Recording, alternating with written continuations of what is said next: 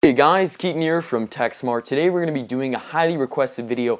Is it worth the upgrade to the brand new 2013 MacBook Airs? So behind me on top of my iMac we have the 11-inch MacBook Air, and then right behind it to the right of it or left of it, depending where you are, I can't really tell because I'm not in the theater production place. We have the 13-inch MacBook Air. So we've matched it up with the exact same specifications and benchmarks. We're going to be doing comparisons between them, and both models match to the specific previous model in 2012. So we're going to have the same specifications. So for the 11-inch MacBook Air, it's the baseline model from 2012 matched with the 2013 baseline model we have on top of my iMac. And then for the 2013 model, we have kind of one of those directions to it. It's the top-notch one of the 13-inch model. So without further ado, let's go ahead and take a look.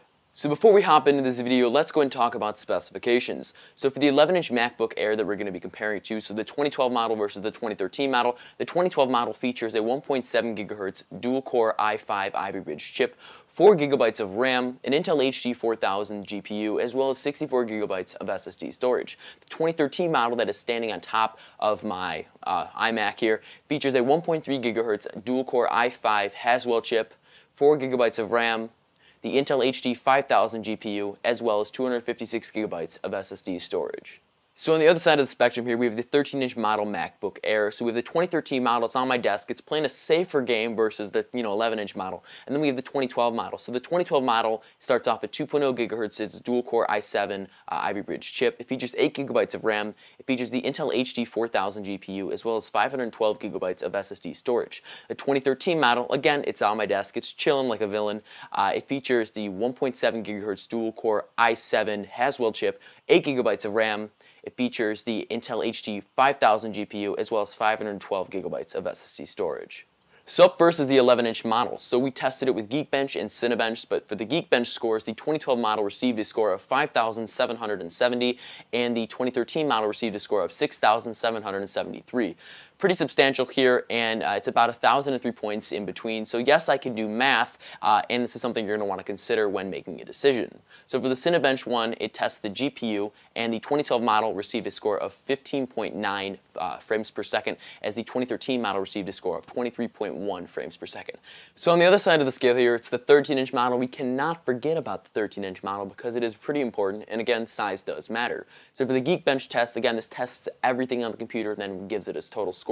So for the 2012 model, it received a score of 7,007, as the 2013 model received a score of 8,305. That's 1,300 points in difference there, so massive, massive, massive difference with the 2013 over the 2012. And again, it could affect your decision.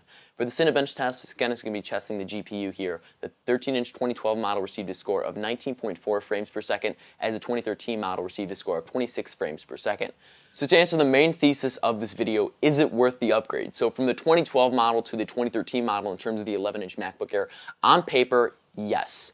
The Geekbench score reports a 1,003 difference in terms of points from the 2012 to the 2013. In terms of the GPU performance here, it's about 7.2 points in between.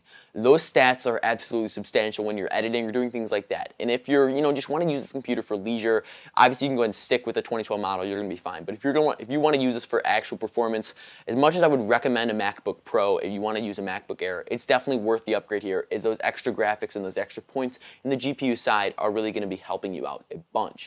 Transitioning over to the big guy here, is it really worth the upgrade for the 13-inch? I would absolutely, again, say yes, mainly because the Geekbench score reports a 1,300 points difference, as the Cinebench score reports a score of 5.6 frames per second difference.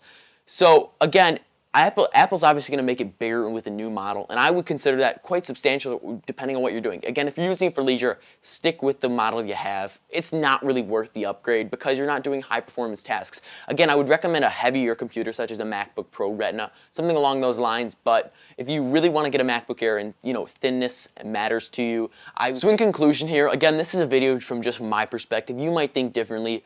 But personally, if you're using a computer for leisure, I don't really think it's worth the upgrade at all, unless your computer starts to get really slow and there's not much you can do with it. And that's just because, technology keeps evolving and there's always going to be something better. But I do think it's best to hold out. If you're just using a computer for, normal internet browsing and maybe a little slight video watching and maybe just some casual movie browsing, But if you're doing high performance tasks, it's definitely worth the upgrade here if you have the money to it. I mean, if money was no object, I would clearly go ahead and upgrade to both these models, but I'm only going to be keeping one. And the one I've kind of decided and leaned a little bit more towards is the 13-inch model, as I like the bigger screen, the bigger hard drive on it, as well as the faster CPU. So again, it was a hard decision for me to really, conclude this decision here. But again, if you're looking for high performance, it's definitely worth the upgrade. Thank you guys so much for watching this video regarding is it really worth the upgrade from a 2012 MacBook Air to a 2013 MacBook Air. If you guys did enjoy this video, go ahead and smash that thumbs up button, as it helps the channel out so much. And also, if you guys would like to go ahead and check out my other videos regarding unboxings and in-depth performance tests on this computer, so you can go ahead and get a good glimpse to see what these can really do to a further extent that we could not explain in this video, the links can be found right below the like button on this video. Thank you guys so much for watching this video, and I'll catch you in my next video.